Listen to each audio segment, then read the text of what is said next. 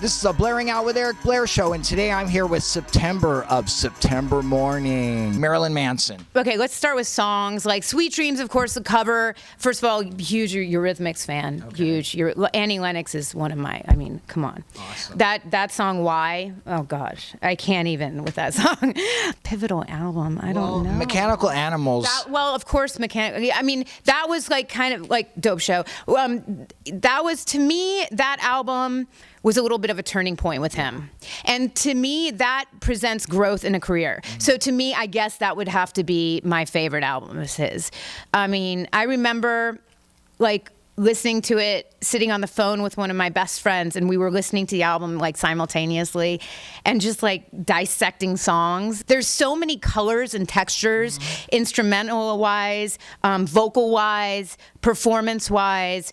Like, that's the album. I totally agree. Sonically, it is a masterpiece. Songwriting and sonically. Oh yeah, the mix on some of those songs just like the space in the mix, and you can hear every single thing. Even on the heavy songs, like even though it's heavy and it's like jamming, it's like still separated. Yes, which is incredible. That's a really good mix. That was probably a very expensive album to mix, but you can hear it. It's incredible. The tonality of the guitars on that album is like, you can't even, it's amazing. Would you like to work with John 5?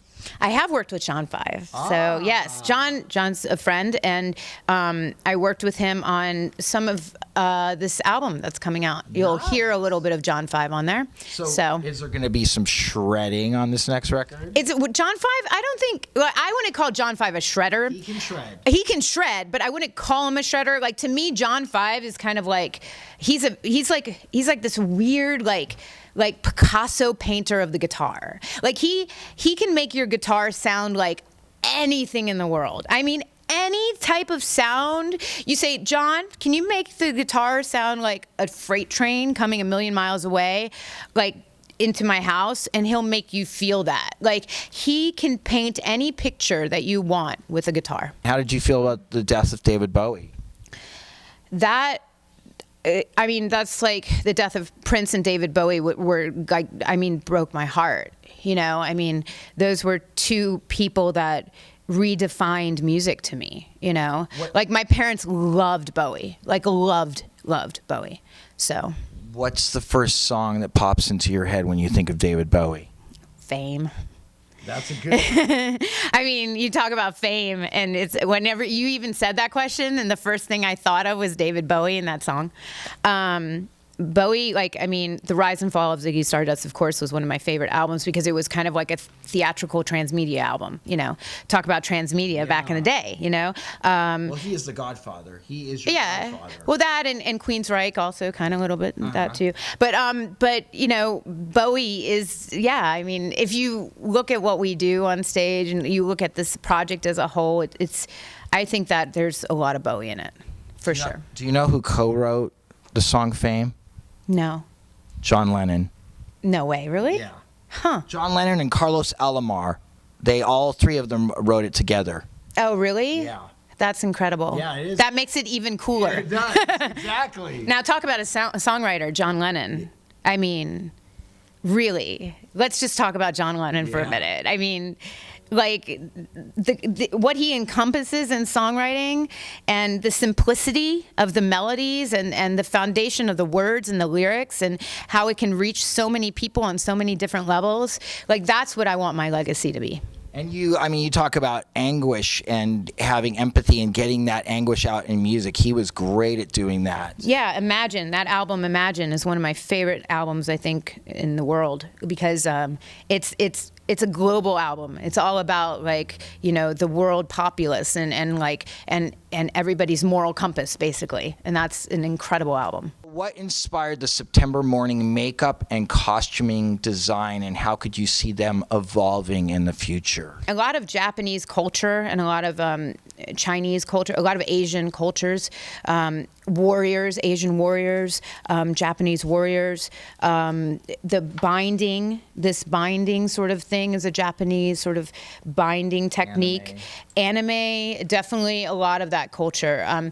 But the whole thing was was evolved from the character, because she's this Valkyrie per se. And if you know anything about mythology and Valkyries are these beautiful women that come to men, soldiers, right before they're about to die. And it's the most beautiful thing that they've ever seen, but it's the last thing they're going to see. So it's deadly, you know? So it's this deadly, beautiful, poisonous thing that snuffs out your light.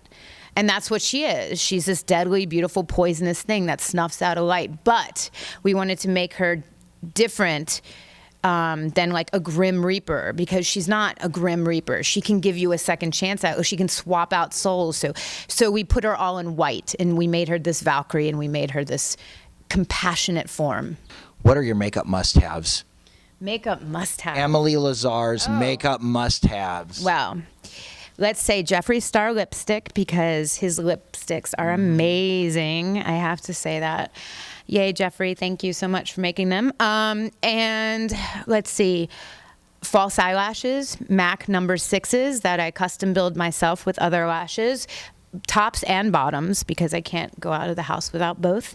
MAC liquid eyeliner, and we are endorsed by MAC Cosmetics. So if I say MAC a lot, you'll know why. So you use the liquid instead of the black track, the fluid line. Yeah, I like the little brush and it's water resistant. Okay. So just in case you get a little teary eyed, it's okay.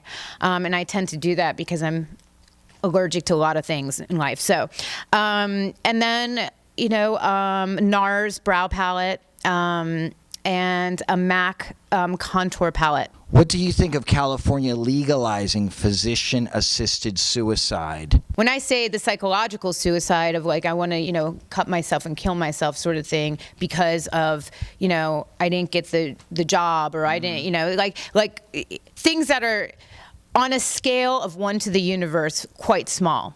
Now, if you are dying of cancer and you have a month to live and you've gone through all the therapy and there is nothing left to do and you want to die at that point and you don't want to live with the pain, like that's a different type of suicide, right? You know, it's very hard to black and white things like that are spiritual. It's very hard to do that. It's like defining love. There's just too many shades of gray to do that. So I believe that for me, I mean, what I think about it is it just depends on the actual person and what they're going through and what it is all about at the core. Do you see a September Mourning video game, and how would that look to you? Oh, yes, I definitely foresee that. It would look freaking awesome. Reaper's soul collecting, you know, I would love to do something where it's not just like a one-on-one player game, it's a multiplayer game or something like that, you know? I mean, yeah, there's definitely things that I'd like to do in that realm. What are your thoughts on the 22-year-old star of The Voice, Christina Grimmie, being shot and killed as she was signing autographs after her performance? And how will this change the way you embrace your fans? I'm not going to let it change the way I embrace my fans. I was talking to my father about this just earlier on today. And he texted me this morning and he said, "Hey, are you wearing your bulletproof vest when you go to this interview?" And I was like, "No." And I called him and he was like, "Did you hear about The Voice?" And blah, blah, blah. And I was like, "Yes." And my whole thing, and my father and I both agreed on this, you can't control crazy. Like, there's certain things you can prevent in life. But as we've seen with terrorists and bombings in Paris and 9/11, crazy is crazy, and it's very hard to control that. It's amazing in Batman with the Joker. The Joker is kind of the worst enemy of all of Batman because he doesn't give a fuck about anything. He has no moral compass. There's no moral compass, and there's what he wants is to create chaos. When you have somebody that wants to create chaos, that's you should be scared because they don't care. The more chaos they create, the worse off society is going to be. And that person is a vehicle of chaos. That person that shot that woman is a vehicle of chaos. So you cannot control that. You should definitely fear it because it should be feared, but you can't live life in a state of fear, you know? We could all walk out our door and get shot. Like, that could happen. John Lennon did it, and he got shot on the front steps of his house. So, you know, there's things in life that you can't control, And I don't think that we should be scared of our fans anymore. Like, we should embrace our fans even harder now, because guess what? Maybe they'll protect you one day. You know, if you embrace people, they will protect you. I totally believe in that. Beware the man who has nothing to lose. Exactly. Thank you. Very well done. What's next for you? We're touring more. We're releasing an album on Sumerian Records, which we are very, very excited about. We have more comic books coming out, which we're very excited about. You know, extending the story in different realms of media. We're very excited about working on some projects along the lines of that. Lots of good things coming. Thank you for being on the Blairing Out with Eric Blair show. Of course. Thank you so much, Eric. Hey, this is the Blairing Out with Eric Blair show with September of September Mourning. Signing off. Bye-bye. Bye. The Blairing Out Show.